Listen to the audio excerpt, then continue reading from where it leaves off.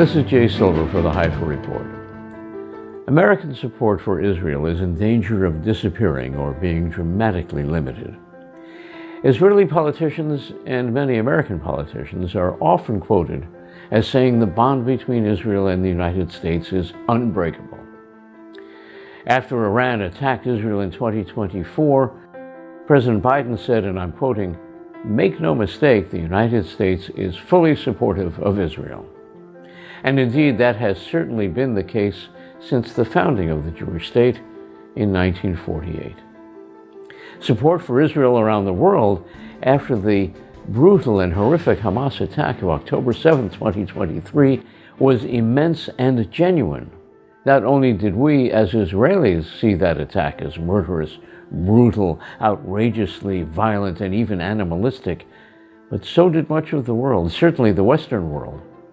But, and this is a big but, we have squandered nearly all of that support and the goodwill that came with it. I don't want to spend time in this episode of the Haifa Report discussing other countries, just the United States, its lawmakers, and particularly the American Jewish population. Let's start with cultural icon Jon Stewart. He grew up in New York, as did I. He is today 64 years old, and he, like many prominent American Jews, asks the questions, does it mean you are an anti-Semite if you are opposed to the policies of the Israeli government? Are you an anti-Semite if you opposed Netanyahu's judicial reforms? Are you an anti-Semite if you opposed the way the Netanyahu government prosecuted the war in Gaza? Are you an anti-Semite if you oppose settler expansion and violence in the West Bank? Are you? Is being anti-Israel being anti-Semitic?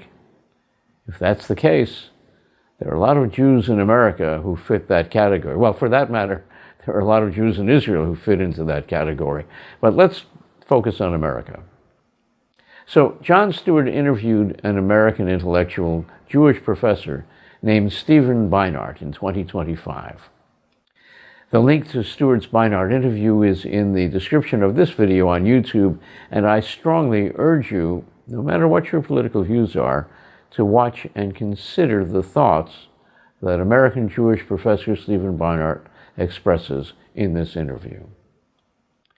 There's one quote from Steven Beinart that strikes me as very relevant. He said, "Part of recognizing us as humans is recognizing that we are capable of being the victims and the victimizers." Now, I have friends whose opinions I value, who consider Peter Beinart as one friend put it, beyond the pale. And while that may be the case from an informed Israeli point of view, it doesn't deal with the very real issue that American Jewish icon Jon Stewart raised Steven Beinart to a very high level of respect in that 2025 interview. As to his comment that we can be both victims and victimizers, there is, of course, legitimate opposition to seeing us as victimizers in a war against a brutal enemy that murdered our people on October 7th. But it is the perceived excesses of the Gaza war that many Americans see as turning us, Israelis, into victimizers. And those excesses became the theme anti-Semites quickly adopted. We can question the double standard that's being applied to us. How many Afghans and Iraqis died after the U.S. responded to the September 11th attack?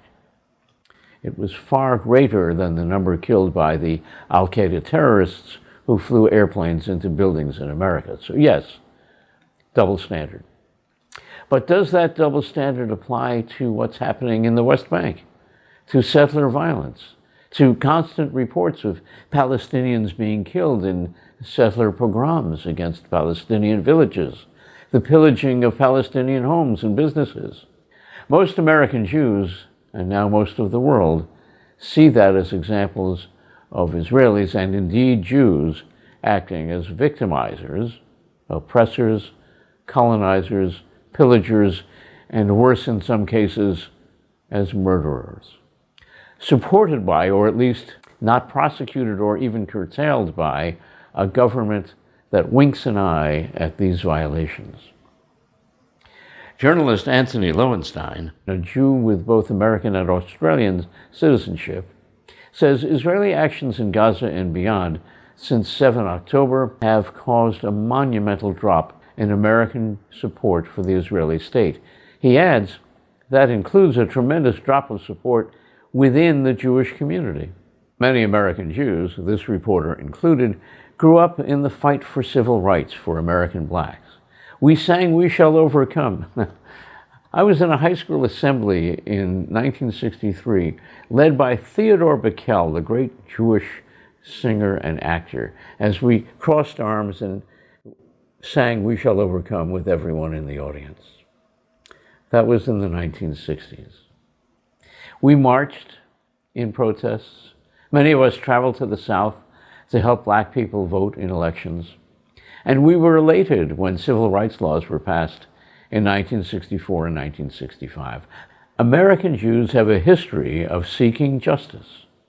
When we look at the settler movement, we see something that should be abhorred, argued against, protested against. And for that, many in the right wing of Jewish politics, both in America and in Israel, call Jews opposed to the settler excesses anti-Semites, or as we were sometimes referred to, self-hating Jews. American peace organizations are natural homes for Jewish Americans raised in the era of civil rights. Peace activists in America will say loudly, "Not in our name." But in addition to those of us who were raised in the civil rights era, today's young Jewish Americans are overwhelmingly opposed to what is happening in the West Bank and what they see as successes in Gaza. A Jerusalem Post poll shows that only 36% of American Jews between the ages of 18 and 34 feel any emotional connection to Israel, compared to 68% of us who are over 65. So what are we Israelis, and those of us who are immigrants from other cultures, what are we supposed to do?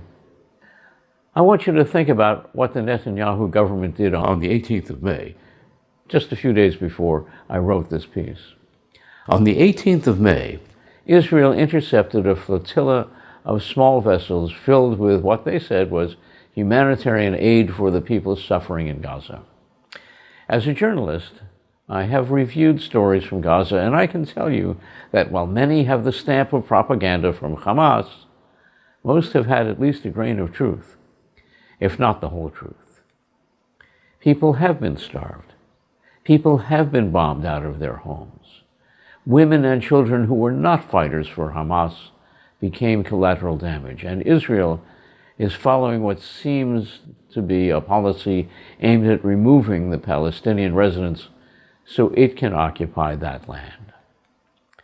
The vessels Israel captured and escorted to the port of Ashdod were fired upon by Israeli guns, apparently with rubber bullets. No one was critically injured, but all were herded into detention centers, and Israel's far-right interior minister in charge of the police, Ben-Gvir, touted the inhumane treatment of people who believed they were delivering humanitarian aid to suffering people in Gaza. You may consider that the flotilla was funded by enemies of Israel, like the Islamic Brotherhood. But for most of the people in the flotilla, they believed, and the world believed along with them, that they were on a humanitarian mission. These people included the wife of the Irish president, an Italian elected lawmaker, and officials from around the world, including places like South Korea. And in the video Ben-Gvir posted online, we see not only the inhumane treatment of people who thought they were delivering aid to starving Palestinians, but the outrageous, gross, inhumane, and ridiculously nationalistic positions of this so-called Minister of the Interior, who has now embarrassed Israel to the whole world, and who the world sees, sadly, as representing Israelis. We have lost the support of the nations of the world that once saw Israel as a necessary homeland for the Jewish people. We have lost the support of the majority of young American Jews, and speaking as an older American Jew, we have lost my support because we are acting in oppressive, colonial, racist, and dictatorial ways that, to my American civil rights shaped brain, is hardly different from the oppressive and sometimes murderous Jim Crow South in America. When I hear settlers fall back on the religious argument that the Messiah will not come unless we control the land we believe God gave us, and then we take Palestinian homes, businesses, and in some cases lives, we are acting no different than the KKK members who listened to a white preacher in the Deep South decades ago proclaim that the white race is the master race. Some of us Israelis label people who object to this inhumane behavior as traitors and anti-Semites, or as previously noted, self-hating Jews. Those of us who love Israel will not be bowed by these slanders. Mr. Ben-Gvir, you do not act in my name, or in the names of my sons, or the names of my grandchildren. You do not act in the name of Jews who believe in equal justice for all. And Mr. Ben-Gvir, we will vote. This is Jay Silber for the Haifa Report.